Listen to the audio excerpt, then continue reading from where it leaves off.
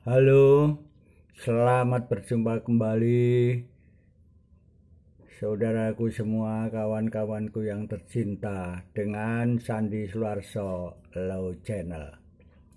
Kali ini Sandi Sularso Low Channel dalam kontennya akan membahas masalah profesi advokat, ya. Profesi advokat. Profesi advokat ini adalah profesi yang sangat, ya, menurut saya sangat bagus di era modern ini, ya. Seperti di negara-negara besar, profesi advokat itu adalah profesi yang sangat bergengsi, ya. Nah, di Indonesia juga begitu. Profesi advokat adalah profesi yang sangat bergengsi, apalagi kalau sudah punya pengalaman seperti Hotman Paris, seperti pengacara-pengacara di Jakarta yang sudah terkenal dengan penghasilan yang sangat tinggi, ya, sangat besar, ya. Selanjutnya, dalam profesi advokat ini, saya akan bahas sejarahnya dulu.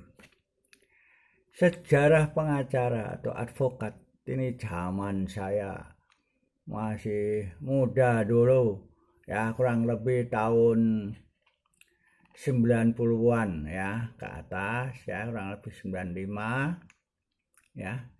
Untuk jadi advokat ini dibedakan menjadi dua, pengacara praktek dan advokat. Untuk menjadi advokat itu tidak bisa langsung jadi advokat. Pengacara praktek dulu, ya, mempunyai wilayah kerja, yaitu sesuai yang ditulis dalam KTA-nya, ya. Itu wilayah mana?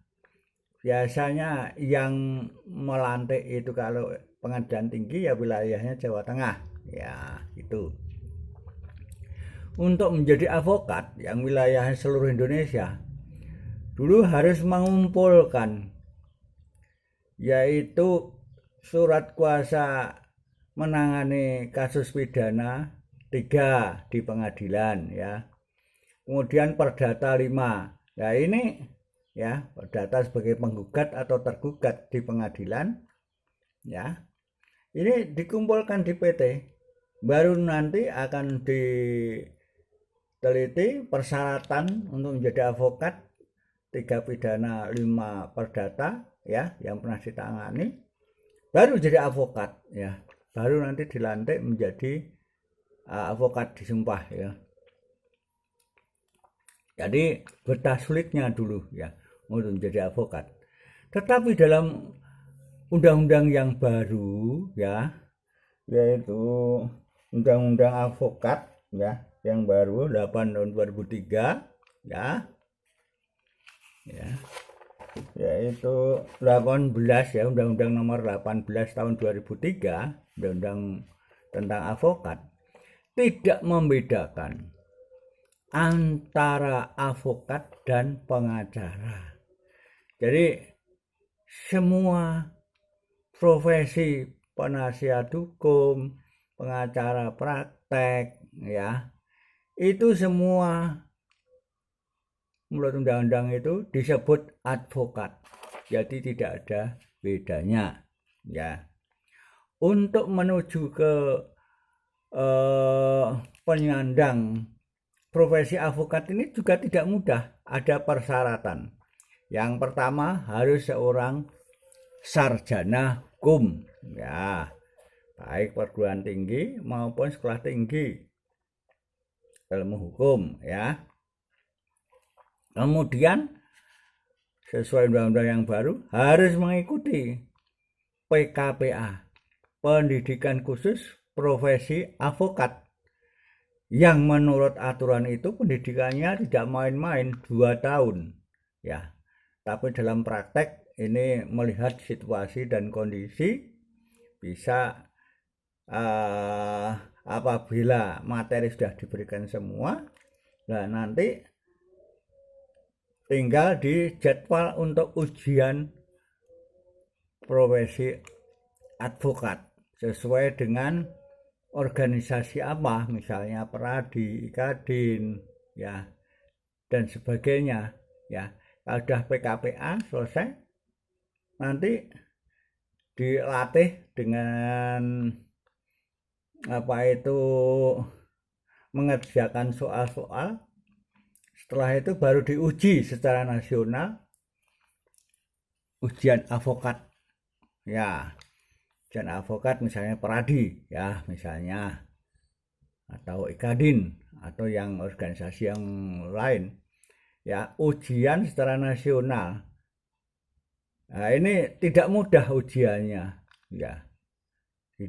Ujiannya tidak mudah, betul-betul harus menguasai, yaitu hukum pidana, hukum perdata,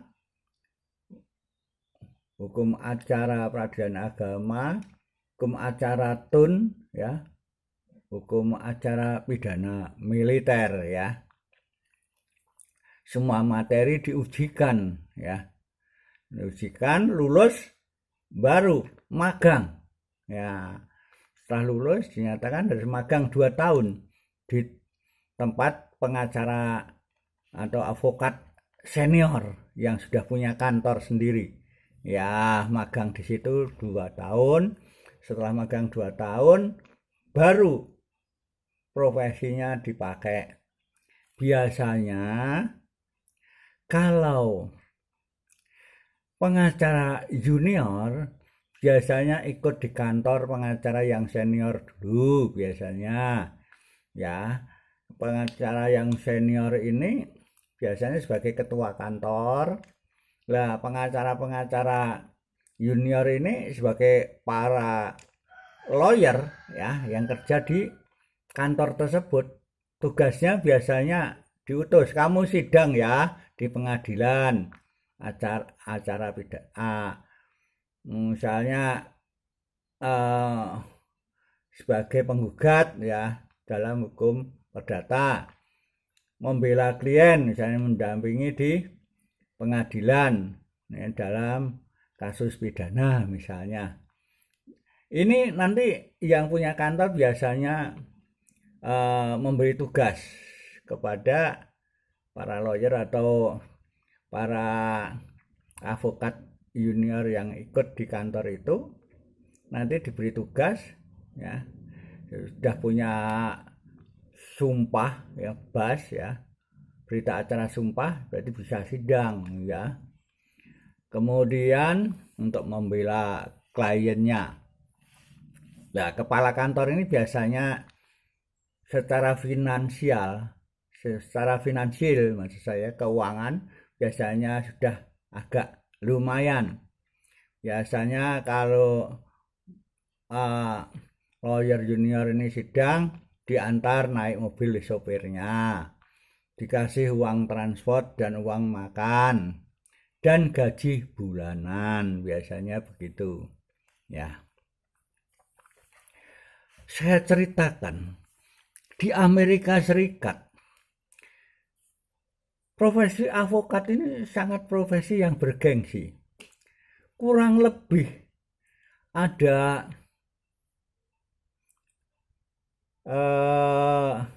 beberapa presiden di Amerika Serikat, ya, lebih dari 10 presiden, itu semua dari advokat.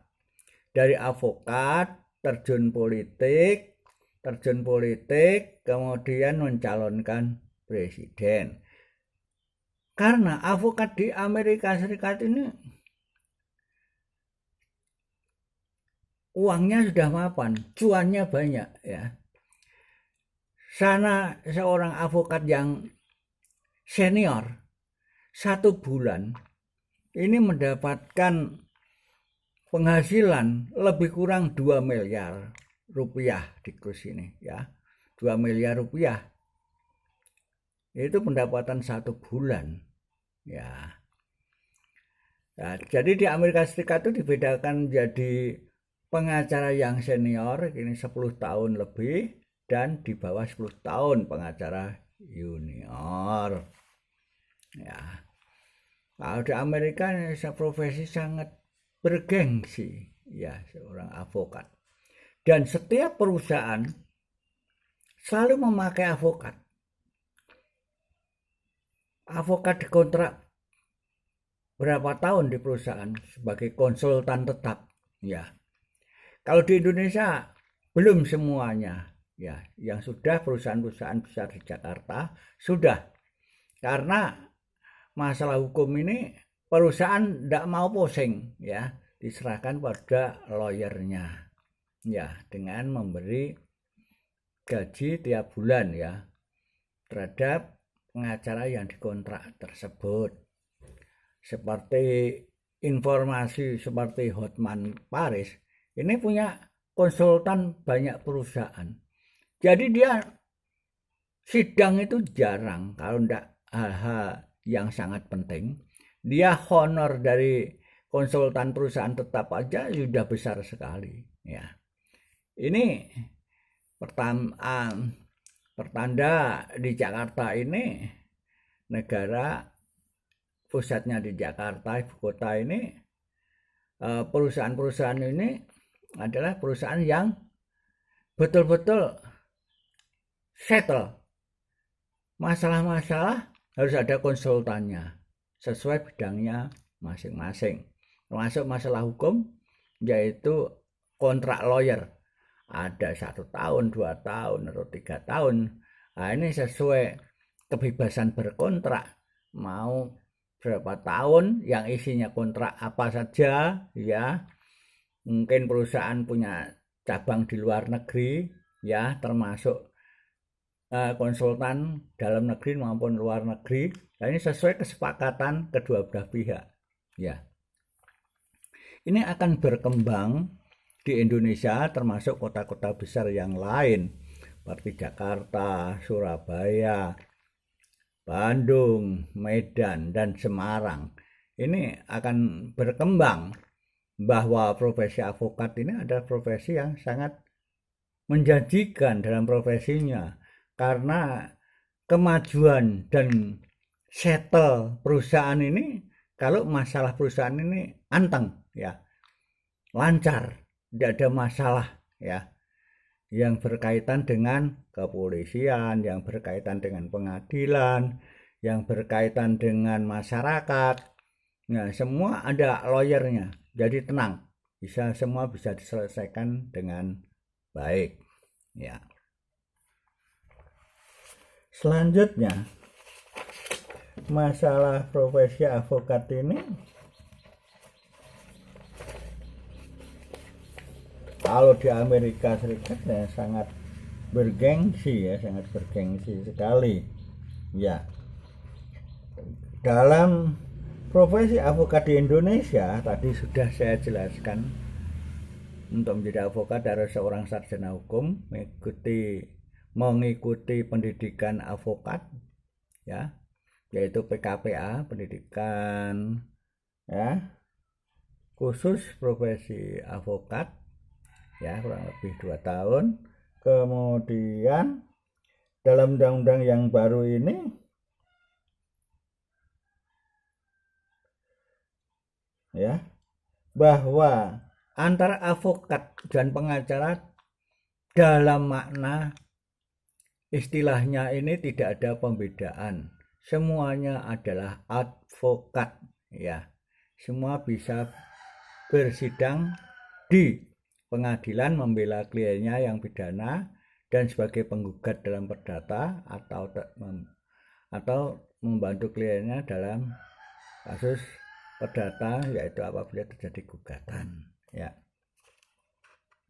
Sesuai yang dituangkan dalam pasal 32 ayat 1 Undang-Undang Nomor 18 Tahun 2003 tentang avokat, di mana avokat, penasihat hukum, pengacara praktek, dan konsultan hukum, semuanya ini disebut avokat. Cuman sebelum undang-undang avokat yang baru ini keluar, ada pembedaan avokat dan pengacara praktek. Di muka tadi sudah saya jelaskan. Sekarang sudah tidak ada lagi, sekarang sesuai dengan undang-undang yang baru, ya, tidak ada pembedaan. Selanjutnya, tugas advokat.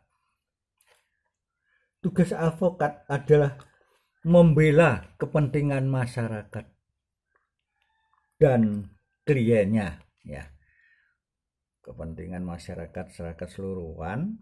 Kalau dimintai bantuan, ya advokat akan turun, ya. Tetapi pengacara ini ada profesinya dua, ada yang di lembaga bantuan hukum, yang pro deo, ya, biasanya ngasih uang transport, biasanya itu aja. Kemudian klien adalah yang memberi kuasa. Biasanya klien ini akan memberi kuasa secara profesional, akan memberi jasa memberikan kuasa kepada pengacara atau lawyernya atau advokat, ya. Kemudian jasa itu juga ditentukan, ini relatif, ya, tergantung di lapangan, ya, kurang lebihnya ada. Surat kuasa ini nominalnya berapa sudah saya sampaikan di sini.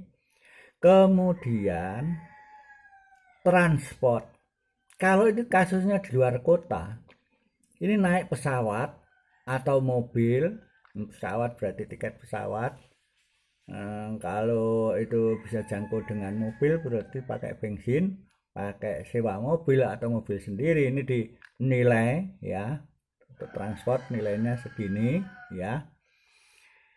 Ini tinggal kesepakatan antara advokat dan kliennya, ya. Kemudian kalau selesai bagaimana? Karena ini nilainya ini miliar misalnya, ya, saya sesuai dengan aturan umum Pak Advokat misalnya. Oh ya, saya mendapatkan 10%, ya. Nah, semuanya ini kesepakatan. Oke, Pak. Ini semuanya ini dituangkan dalam bentuk kesepakatan, ya, perjanjian antara klien dan advokat, ya, untuk ikatan, ya. Ya, PV itu, ya. Jadi itu tugas advokat, dan ada penghargaan atau reward pekerjaannya yang dikerjakan dengan baik, yaitu dengan jasa keuangan tadi yang saya kemukakan. Selanjutnya saya kembali lagi ke Amerika Serikat tadi. Profesi advokat adalah profesi yang sangat bergengsi di Amerika Serikat.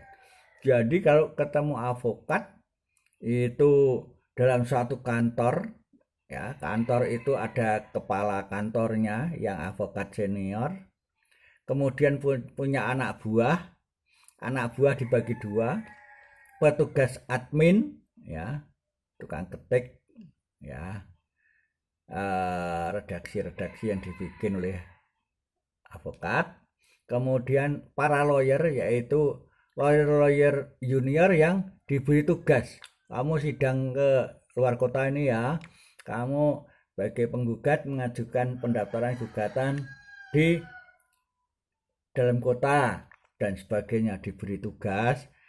Ada yang 2 orang, ada yang 1 orang. Itu nanti semua transportasi yang menanggung adalah kepala kantor, advokat senior itu. Biasanya para lawyer ini diberi gaji bulanan, ya. Dan selanjutnya yang di kantor itu, di sini kepala kantor adalah advokat yang senior, itu akan menentukan klien datang, akan mengisi form, ya, yaitu cerita kasar tentang case-nya, kasusnya, nanti oleh pegawainya, admin diberikan pada kepala kantor, mempelajari sebentar, dipanggil, kemudian oleh kepala kantor akan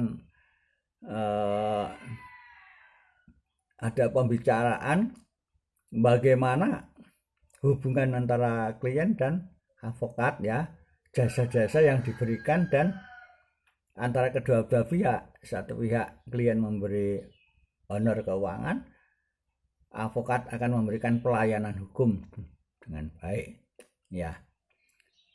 Nanti ditentukan ada formnya, nominal berapa, apakah mau pembelaan sampai pengadilan, apa hanya konsultan hukum. Kalau hanya memberi konsultan aja, ini per jam, biasanya ada tarifnya. Di Jakarta sudah berjalan. You mau konsultasi atau mau memberikan kasusnya kepada kami? Oh, mau memberi kasusnya kepada Bapak kantor ini. Oh ya, tulis tarif-tarifnya. Kemudian klien akan memberikan ke kasir, ya, sana bayar di kasir misalnya. Kalau misalnya hanya konsultasi aja, ini hitungannya per jam, ya, dihitung per jam sekian. Di Jakarta sudah terbiasa, ya.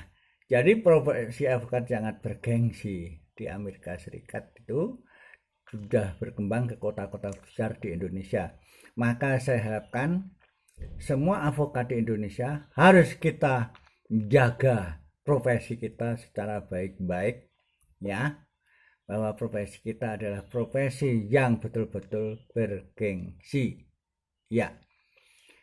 Juga setiap perusahaan nantinya semuanya akan pakai jasa lawyer, jasa konsultan hukum, bisa kontrak, ya, bisa tetap, ya, terserah mau 1 tahun, 2 tahun, 3 tahun, nanti diperpanjang lagi, ya, sesuai dengan kesepakatan para pihak, ya. Selanjutnya,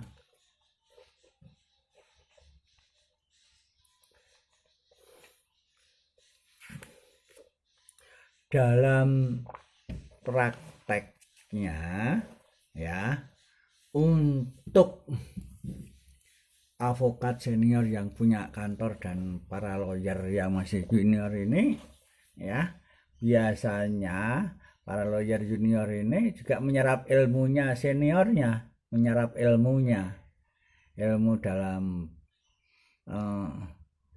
pengadilan maupun penyelesaian di luar pengadilan, ilmunya diserap, nanti junior akan jadi senior, ya. Juga nanti para pemakai, calon klien sudah melihat, oh, itu advokat itu menguasai bidang ilmu ini, ya, para lawyernya bagus, ya, saya datang ke sana. Jadi juga formal dalam kantor ini betul-betul profesi yang betul-betul disiplin, kapabel dalam pekerjaannya, dan akan memberikan kepercayaan kepada klien-kliennya semua. Juga klien-klien percaya sama advokat yang dipakai. Demikian saudara sekalian dimanapun berada, apa yang saya sampaikan ini mudah-mudahan dapat bermanfaat sebagai gambaran betapa sangat penting dan bergengsinya profesi advokat di dunia, ya, termasuk kota-kota besar di dunia, termasuk Indonesia yang saya sebutkan tadi di muka, ya. Terima kasih atas perhatian saudara semua. Sampai jumpa dalam konten yang akan datang, yaitu dalam Sandi Suarso Channel. Terima kasih. See you again.